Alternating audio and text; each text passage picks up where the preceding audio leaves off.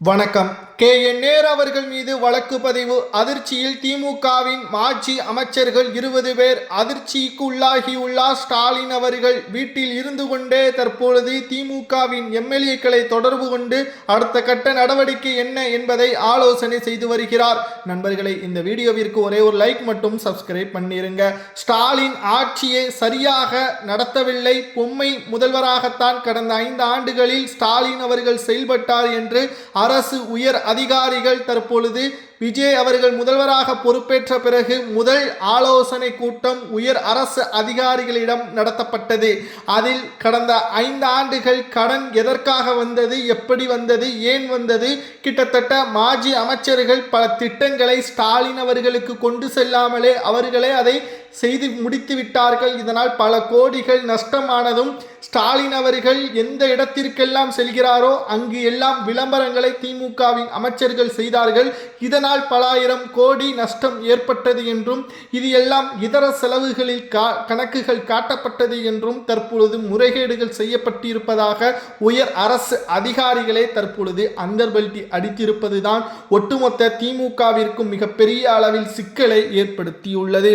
அடுத்த 48 மணி நேரத்திற்குள் ஒட்டுமொத்தமாக எவ்வளவு கடன் இருக்கிறது, எப்படி சரி செய்யலாம், யார் மீது தவறுகள், முறையான ஆவணங்களை சமர்ப்பிக்காமல் தமிழக நிதியை பயன்படுத்திய நபர்கள் மீது உடனடியாக நடவடிக்கை எடுக்க வேண்டும் என்று விஜய் அவர்கள் முதல்வராக பொறுப்பேற்ற விஜய் அவர்கள் தற்பொழுது உத்தரவை பிறப்பித்துள்ளதாகவும் தகவல்களை நம்மால் பார்க்க முடிகிறது. நாளை முதல் சட்டசபை கூட்டத்தொடர் தொடங்குகிறது.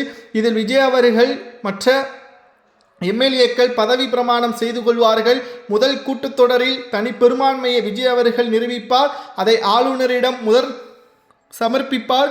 அதற்கு பிறகு ஸ்டாலின் அவர்களை எதிர்த்து, அதாவது நேரடியாக ஸ்டாலின் அவர்கள் சட்டமன்றத்திற்குள் வர முடியாது, ஏனென்றால் அவர் குளத்தூரில் தோல்வியடைந்ததால் சட்டமன்றத்திற்குள் ஸ்டாலின் அவர்கள் அனுமதி கிடையாது. மேலும் எதிர்க்கட்சி தலைவராக உதயநிதி அவர்களை தேர்வு செய்தால் நிச்சயம் அது வாரிசு அடிப்படையில் தான் அமையும் என்ற ஒரு கேள்வியும் விமர்சனமும் எழும். இதனால் திமுகவின் தலைமை ஆலோசனை நடத்தி வருகிறது. KN நேரு அவர்களை எதிர்க்கட்சி தலைவராக போடலாமா, அல்லது நிதியமைச்சராக இருந்த தங்கம் தென்னரசு அவர்களை போடலாமா, அல்லது மதுபான ஊழல் வழக்கில் சிக்கிய செந்தில் பாலாஜி அவர்களை போடலாமா என்ற ஒரு ஆலோசனை நடத்தப்பட்டு வருகிறது. மேலும் உதயநிதி அவர்களை போட்டால் அது வாரிசு அடிப்படையிலான ஒரு கொள்கையாக பார்க்கப்படும். இதனால் மீண்டும் திமுகவிற்கு மக்களின் ஆதரவு இல்லாமலும் போகும் என்ற தகவலும் தற்பொழுது கிடைக்கப்பெற்றுள்ளது. மேலும் திராவிட முன்னேற்ற கழகத்திற்கு மிகப்பெரிய ஒரு தலைவலியாக சொல்லப்போனால் 5 ஆண்டுகள், இனி வரக்கூடிய 5 ஆண்டுகள் தான் திமுகவிற்கு சிக்கலா என்று கேட்டால் அடுத்த 20 ஆண்டுகளும் திமுகவிற்கு ஸ்டாலின் அவர்களுக்கும் விஜய் அவர்கள் மிகப்பெரிய ஒரு சிக்கலாகவே இருப்பார். அதற்கு உதாரணம், பதவியேற்றவுடன் அந்த இடத்திலேயே தான் சொன்ன வாக்குறுதியை முழுமையாக நிறைவேற்றிவிட்டார். அதுவும் என்னிடம் உடனடியாக எதிர்பார்க்காதீர்கள், இப்பொழுதுதான் நான் பொறுப்பேற்றிருக்கிறேன், எனக்கு கால அவகாசம் வேண்டும், தமிழக நிதிநிலை மிகவும் மோசமாக இருக்கிறது, கடந்த ஆட்சி மிக மிக மோசமான முறையில் ஆட்சியை செய்து தனது தலையில் அதை கடனாக செலுத்திவிட்டது, நிச்சயம் நான் சொன்ன வாக்குறுதியை, நான் சொன்னது குறைவான வாக்குறுதிகள் தான், அதை நிச்சயம் முடிப்பேன், சொல்லாததையும் பலவற்றை முடிப்பேன் என்பதையும் விஜய் அவர்கள் அந்த பதவி பிரமாணம் செய்த அதே இடத்தில் மக்களுடன் ஃபேஸ் டு ஃபேஸ் மக்களுடன் அதை கூறி நல்ல பெயரையும் பெற்றுவிட்டார்.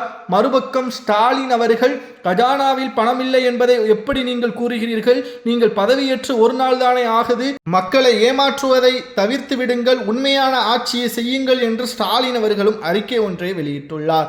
ஆனால் விஜய் அவர்கள் அனைத்திற்கும் ஆதரவுகளையும் ஆதாரங்களையும் நிச்சயமாக வைத்துதான் பேசிக்கொண்டிருக்கிறார். உயர் அரசு அதிகாரிகள் சட்டம் ஒழுங்கு எப்படி இருக்கிறது, நிதி நிலைமை எப்படி இருக்கிறது என்பதை ஒட்டுமொத்தமாக கிட்டத்தட்ட 300 பக்கங்கள் கொண்ட ஆவணங்களை வைத்து விஜய் அவர்கள் ஒரே நாளிலேயே உண்மையை கண்டுபிடித்து விட்டார். இனி நிச்சயம் ஸ்டாலின் அவர்கள் சட்டமன்றத்திற்கோ அல்லது திமுக ஆட்சி அமைப்பதற்கோ வாய்ப்பே கிடையாது. 2011 விஜயகாந்த் அவர்கள் எதிர்க்கட்சியாக வந்த பொழுது திமுக 3வது இடத்திற்கு தள்ளப்பட்டது. அதற்கு பிறகு அதிமுகவிற்கும் விஜயகாந்திற்கும் இடையே ஏற்பட்டுள்ள மோதல்தான் மீண்டும் எதிர்க்கட்சியாக திமுகவை வரவழைத்தது. ஆனால் இனி தமிழ்நாட்டில் ஆளும் கட்சி திமுகவிற்கு ஒரு வாய்ப்பே இல்லை. விஜய் அவர்களாகவோ அல்லது அதிமுகவாகவோ இருக்கலாம். இனி 3வது இடம்தான் திமுகவிற்கு என்ற தகவல் சமூக வலைதளங்களில் வைரலாக பரவி வருகிறது. விஜய் அவர்கள் ஆலோசனை கிட்டத்தட்ட 3 மணி நேரம் உயர் அரசு அதிகாரிகளிடம் நடத்தியுள்ளார் என்பதும் குறிப்பிடத்தக்கது. அடுத்த செய்தி, உதயநிதி அவர்களுக்கும் ஸ்டாலின் அவர்களுக்கும் இடையே சண்டை. கிட்டத்தட்ட 3 நாட்களாக ஆளும் கட்சியாக அதிமுகவை வரட்டும், எதிர்க்கட்சியாக திமுக இருக்கட்டும், வெளியே இருந்து ஆதரவை கொடுப்போம், விஜய் அவர்கள் முதல்வராக பொறுப்பேற்றால் நமது ஒட்டுமொத்த தவறுகளும் வெளியே வந்துவிட்டால் அடுத்த 25 ஆண்டுகளால் திமுகவால் ஆட்சி அதிகாரத்திற்கோ எதிர்க்கட்சியாகவோ வர முடியாது, விஜய் அவர்களுக்கு ஆதரவுகளை கூட்டணி கட்சிகள் கொடுக்க வேண்டாம் என்று ஸ்டாலின் அவர்களிடம் பல முறை உதயநிதி அவர்கள் கூறியிருப்பதாகவும் தகவல்கள் தற்பொழுது வெளியாகியுள்ளது.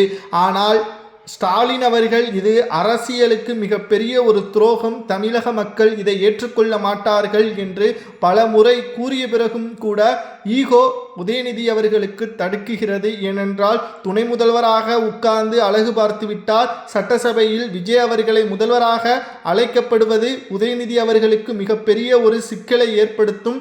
அது மட்டுமல்ல, எடப்பாடி பழனிசாமி அவர்கள் முதல்வராக வந்தால் மீண்டும் அதிமுக திமுகவிற்கே போட்டி வரும், மக்கள் தாவேக்காவை ஒதுக்கி விடுவார்கள் என்ற எண்ணம் உதயநிதிக்கு இருந்தது.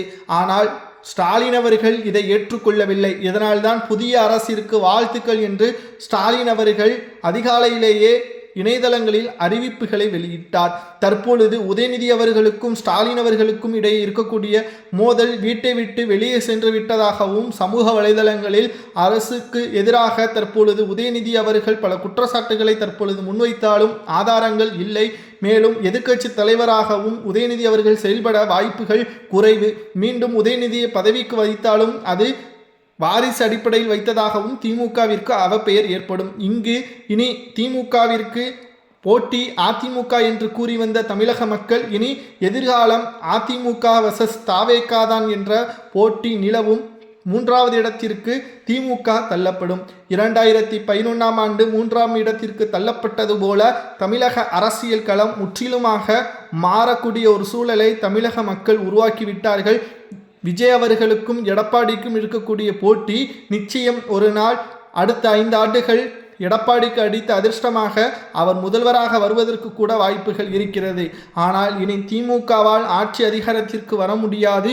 திமுக தற்பொழுது ஆட்சிக்கு வர முடியாத அளவிற்கு ஸ்டாலின் அவர்களுக்கு எதிராகவும் உதயநிதி அவர்களுக்கு எதிராகவும் விஜய் அவர்களது ஒவ்வொரு நடவடிக்கையும் மிகப்பெரிய அளவில் சிக்கலை ஏற்படுத்தியுள்ளது. மேலும் விஜய் அவர்களது ஆட்சியை கலைத்தாலும் கூட மீண்டும் தேர்தல் நடத்துவதற்கு திமுகவிடம் பணம் இல்லை. அப்படியே நடத்தாலும் இப்போ இருக்கக்கூடிய எம்எல்ஏக்களும் இழக்க நேரிடும்.